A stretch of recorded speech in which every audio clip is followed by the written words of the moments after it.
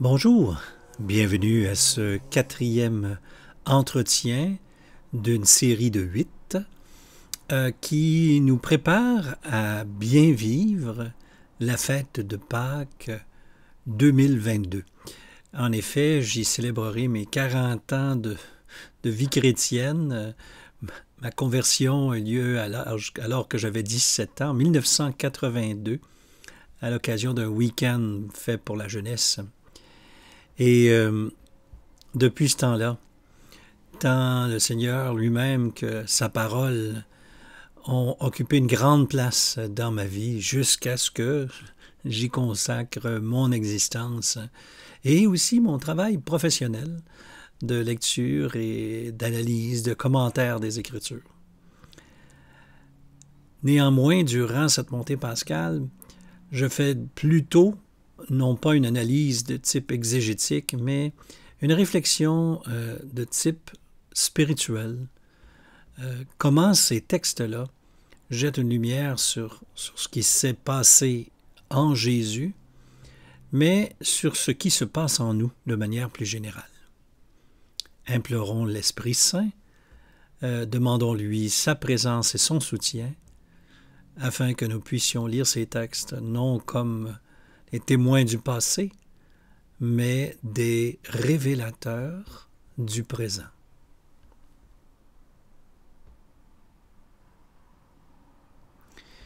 Seigneur, chaque fois que nous ouvrons ta parole ensemble, tu nous as promis ta présence. Par ton esprit, tu actives ou actualises la parole. Que cette mémoire que nous cultivons de ce qui s'est passé au milieu de nous soit, oui, de rendre présent ce Dieu dont on parle. Oui, fais-nous la grâce de te rencontrer à travers la lecture et la méditation de la parole.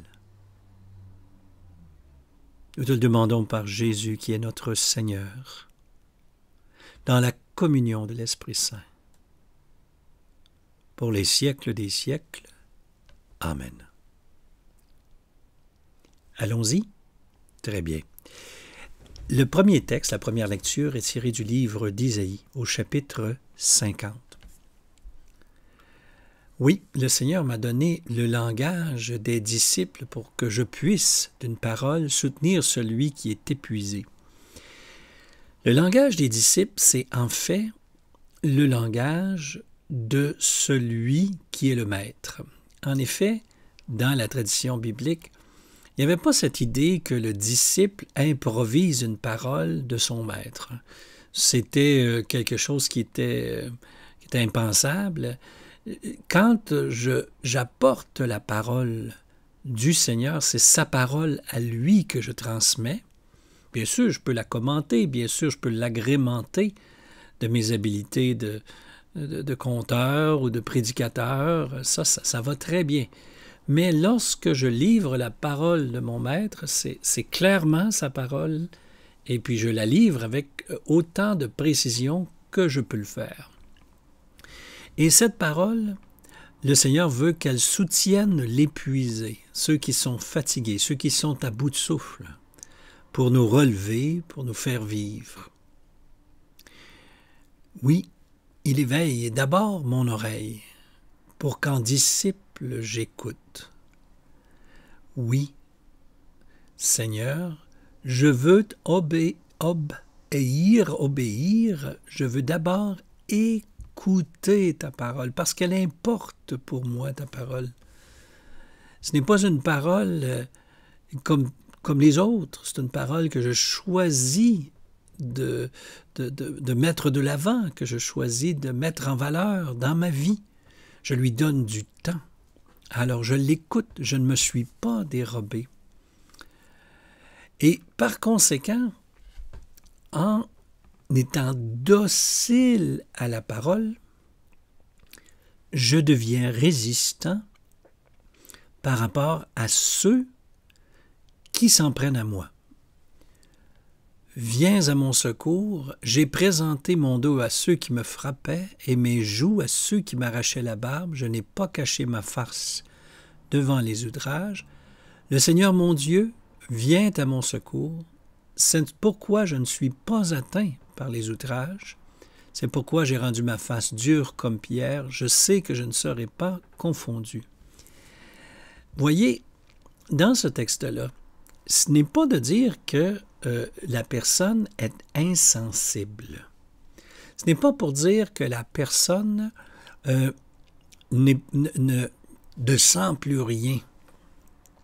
C'est de dire plutôt qu'elle va garder le cap. Elle va rester fidèle à la parole entendue. Et que cette parole entendue et gardée dans le cœur va fortifier l'être humain qui pourra faire face à l'opposition, à l'adversité. Parce que cette parole-là me solidifie, parce que cette parole-là me met en route, me rend fort intérieurement. Si bien que, oui, on peut s'attaquer à moi extérieurement, mais on n'atteint pas jusqu'au fond de moi-même. Ce que je suis, la valeur que j'ai aux yeux du Seigneur n'est pas atteint par ça. Il est proche, celui qui me justifie. Si je suis proche de sa parole, si j'actualise sa parole, le Seigneur est proche et c'est lui, c'est sa parole qui me constitue juste, qui me fait juste. Donc, en d'autres mots, qui s'arrange avec mes opposants, parce que je suis habité de cette parole, et c'est celle-là que je déploie en moi. Quelqu'un veut-il parler contre moi? Allons-y. Je n'ai rien à cacher, je n'ai rien à craindre. Je vis, j'actualise cette parole. Qu'il s'avance contre moi. Parce qu'ultimement, si moi je suis fidèle à la parole du Seigneur, si moi je suis fidèle à ce qu'il me demande, ben c'est qu'en fait, c'est qu'en t'attaquant à moi, tu t'attaques à Dieu. Et voyez-vous comment ce texte-là, pourquoi les premiers chrétiens ont vu qu'il était parfait pour parler de Jésus, qui ne répliquera pas à ceux qui l'attaquent durant le récit de la Passion. Voyez, c'est qu'au fond, pour les premiers chrétiens, ça c'est vrai du peuple de Dieu, c'est vrai du prophète, c'est vrai du Messie, mais ça prend une autre dimension quand c'est Jésus. Ça devient un parfait ajustement, une parfaite synchronie entre Jésus et le Père dans l'invisible. En jugeant Jésus, on jugeait le Créateur. On jugeait le Père. Voilà. Seigneur mon Dieu, prends ma défense. Qui donc me condamnera? Oui, il y en a qui l'ont condamné, mais probablement parce qu'ils ne savaient pas ce qu'ils faisaient. Le psaume 68 de nos lectionnaires, ou 69 dans la Bible, dans ton grand amour est le refrain. Dans ton grand amour, Dieu, réponds-moi, c'est l'heure de ta grâce. Le temps est arrivé de me gracier. C'est pour toi que j'endure l'insulte, que la honte me couvre le visage. Voyez-vous comment ces psaumes-là, qui ont été écrits très avant Jésus, ou encore l'extrait d'Ésaïe, très avant Jésus aussi, sont devenus des révélateurs de ce qui se passait en Jésus. C'est ce qu'on appelle une lecture à rebours. C'est-à-dire qu'il y a un événement qui s'est passé et on va connecter, on va relier le texte biblique avec l'événement. Et le texte biblique va venir donner sens à l'événement. Comme par exemple, quand moi je vis quelque chose et qu'un texte biblique m'est redonné durant cet événement-là et va venir donner du sens. Alors, c'est ce qui se passe ici, c'est que le psaume existe depuis longtemps, mais on le voit comme s'appliquant de manière merveilleuse, pour ne pas dire totalement appropriée, à la situation même de Jésus, qui marche vers la croix, qui sera en croix. Je suis un étranger pour mes frères, un inconnu pour les fils de ma mère. On a vu ça dans les évangiles. L'amour de ta maison m'a perdu. On t'insulte et l'insulte retombe sur moi. Un texte que même les disciples se rappelleront, nous dit l'évangile de Jean, car le zèle de ta maison. Tout ça, c'est que c'est venu apporter du sens à du non-sens. Il faut être conscient qu'un homme bon, qui fait de bonnes choses, c'est un non-sens qu'il soit condamné. C'est un non-sens pour les disciples, mais dans un sens, c'est un non-sens pour toute société, en fait. Mais voilà, le zèle que Jésus a eu pour la maison du Seigneur, ce qu'il révélait en se présentant sur les lieux, ce qu'il annonçait par sa parole et son acte, c'est buté à une résistance. Il y a des gens qui je disais,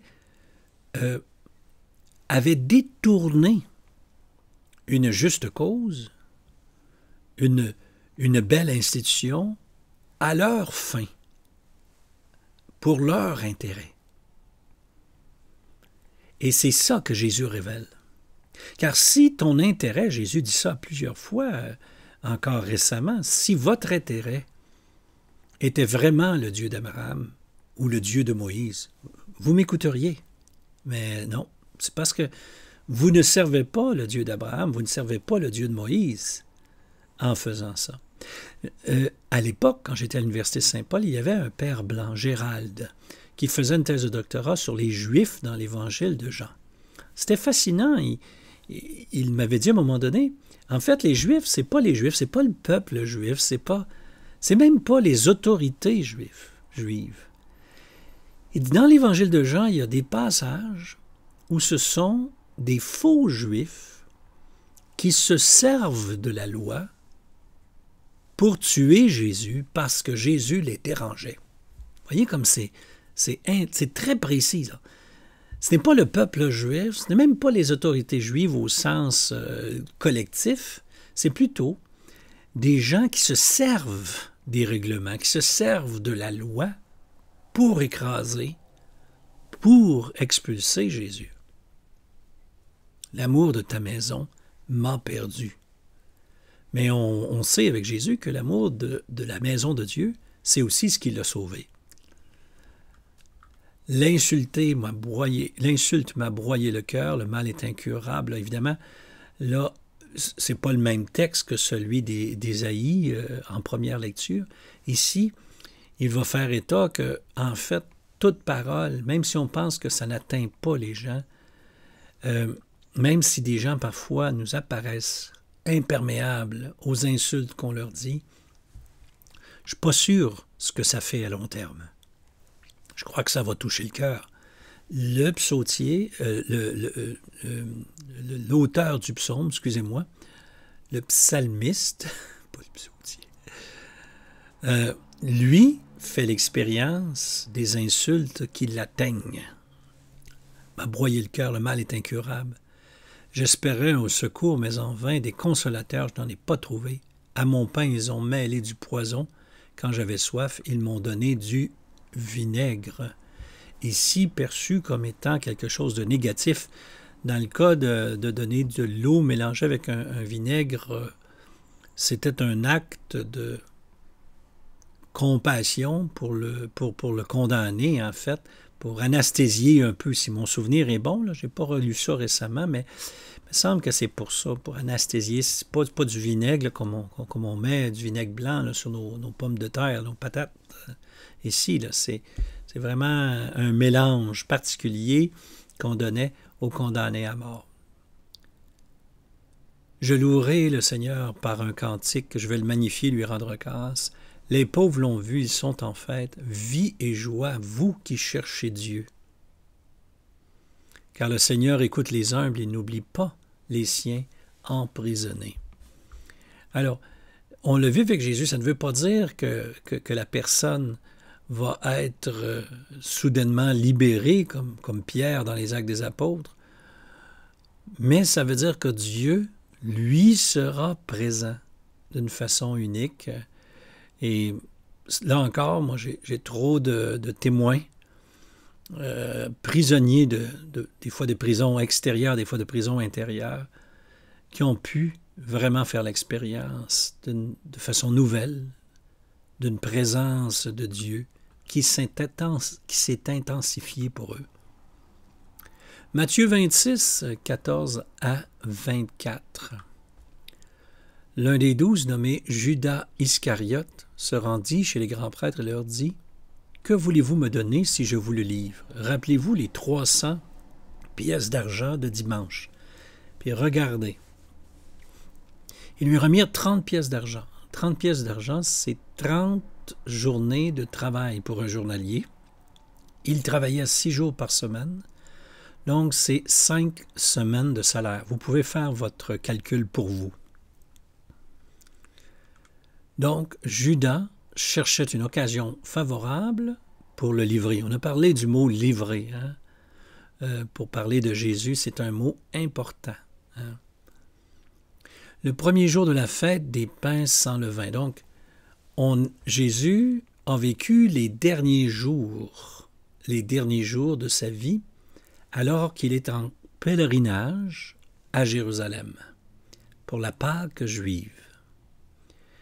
Et le premier jour de la fête, les disciples s'approchent et disent à Jésus, « Où veux-tu que nous te fassions les préparatifs pour manger la Pâque? » C'est un beau repas, le repas de la Pâque juive avec de l'agneau, et c'est un repas dans lequel on mange, on festoie bien sûr, mais il y a aussi un travail de la mémoire. On se rappelle la sortie d'Égypte, on se rappelle tout ce qui s'est passé, comment Dieu nous a sauvés. Et on parle en nous comme parce que nous y étions. C'est-à-dire, c'est de rendre présent quelque chose du passé, un Dieu qu'on a découvert au passé, mais qui est toujours vivant aujourd'hui. Allez à la ville chez un tel et dites-lui, le maître te fait dire, mon temps est proche, c'est chez toi que je veux célébrer la Pâque avec mes disciples. Les disciples firent ce que Jésus leur avait prescrit, préparèrent la Pâque. Jusqu'à maintenant, ça va, c'est assez simple. Soir venu, Jésus est à table. Amen, je vous le dis, l'un de vous va me livrer. Serait-ce moi, Seigneur, disent-ils? Celui qui s'est servi au plat en même temps que moi, celui-là va me livrer. Le Fils de l'homme s'en va, mais il est écrit à son sujet, malheureux celui par qui le Fils de l'homme est livré. Il vaudrait mieux pour lui qu'il ne soit pas né. Vous rappelez-vous, tout à l'heure, on a dit que celui qui écoute la parole et qui la laisse se déployer en lui, si on s'attaque à l'agir et à la parole de Dieu, en fait, on s'attaque à Dieu. Si vous le faites à l'un de ces petits qui sont les miens, c'est à moi que vous le faites, dit Jésus aussi. Donc, cette idée-là que lorsqu'on se rebute devant une authentique geste évangélique ou une authentique parole évangélique, ce sont nos résistances. Récemment, j'ai eu l'occasion de parler avec un pasteur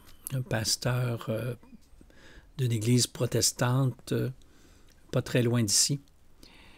Et puis, lorsqu'il a parlé à un moment donné, il a dit quelque chose d'absolument magnifique sur l'Évangile. Et après qu'il eut terminé, je suis allé le voir, je lui ai dit « Que le Seigneur soit béni pour la justesse de ton propos. J'ai reconnu là l'Évangile de Jésus. » Et là, il est devenu un peu ému. Il dit « Toi, qui es un prêtre catholique, il dit tu t'acceptes ce que je viens de dire? » J'ai dit « Mais évidemment, tu as été un témoin authentique de l'Évangile. » Ah, il était ému et heureux de ça.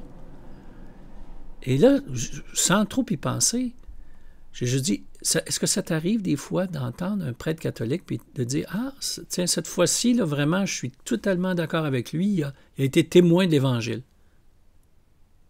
Là, il est devenu tout chose, comme on dit des fois. Il dit, oui, ça m'est déjà arrivé. Ah ben, j'ai dit, quand on va être capable de reconnaître l'Évangile dans l'agir et dans la parole de l'autre, malgré nos différences, c'est un grand pas de réconciliation va être fait. Puis comme c'était un pasteur, peut-être un petit peu du côté très rigoureux, puis pas donnant pas grand-chose à l'Église catholique, je pense que ça l'a amené à réfléchir un peu. Et puis, ben, on va se revoir. On va se reparler. Oui. Malheureux à celui qui écarte la parole quand elle se présente. A fortiori, au Fils de l'homme quand il se présente. Judas, qui le livrait, lui dit « Rabbi, serait-ce moi? » Jésus lui dit « C'est toi-même qui le dis. » Rabbi, mon maître, serait-ce moi? Après l'avoir trahi? Vous savez, si à ce moment-là, il avait dit « Rabbi, je me suis trompé » et qu'il aurait rendu les 30 deniers,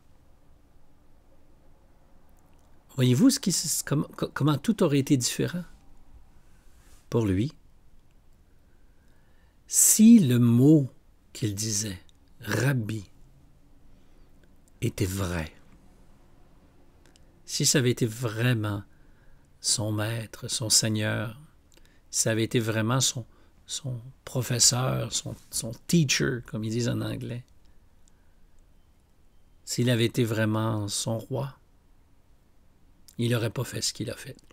C'est qu'en cours de route, il a perdu le sens du bien. En cours de route, il a arrêté d'écouter. Hier, je vous ai dit, attention, simplement, non pas de façon tendue ou comme un reproche. Attention à penser que parce qu'on a dit oui, il y a longtemps, que l'on continue de dire oui. Soyons plutôt attentifs à renouveler notre attachement au Rabbi, à renouveler notre amour, puis de se rendre compte qu'on était en train de s'éloigner, on était en train de ne plus l'écouter. Et en fait, parce que nous ne sommes plus fortifiés par sa parole, tranquillement, on s'écarte de lui, on s'éloigne, mais on ne s'en rend pas compte. Parce que sa parole, la parole est révélatrice. La parole va venir vérifier avec régularité mon attitude intérieure. Va venir questionner aussi mon engagement par rapport à mon Rabbi. Si la parole de Jésus s'était frayée dans le cœur de Thomas un chemin, il n'aurait pas continué. Frères et sœurs, c'est parce qu'on est loin de la parole qu'on a l'impression d'être fidèle. S'il y a une petite chose que j'ai apprise dans ma vie, c'est qu'en face de la parole de Dieu, je suis toujours infidèle. En face de la parole de Dieu, il y a toujours en moi des zones d'ombre. En face de la parole de Dieu, il y a toujours en moi des espaces qui ont besoin encore d'être guéris, puis d'être fortifiés, d'être encouragés, d'être relevés par mon Seigneur.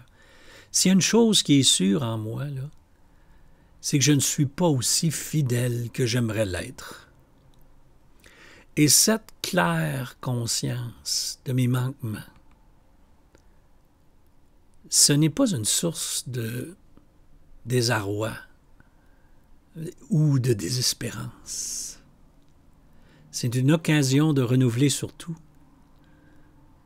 que mon Dieu est fidèle, qu'il continue de me pardonner, et puis que je suis un gracier, que je suis quelqu'un qui bénéficie pour toujours, si je le veux, de sa bonté.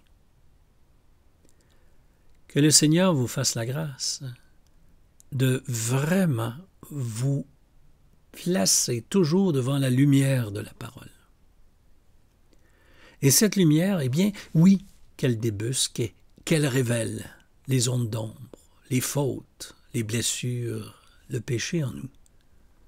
Mais que loin de nous décourager, ce soit pour nous l'occasion de renouveler notre attachement à ce Dieu merveilleux que Jésus appelait son Père. Renouvelons aujourd'hui notre attachement, notre amour pour celui qu'on appelle notre Rabbi.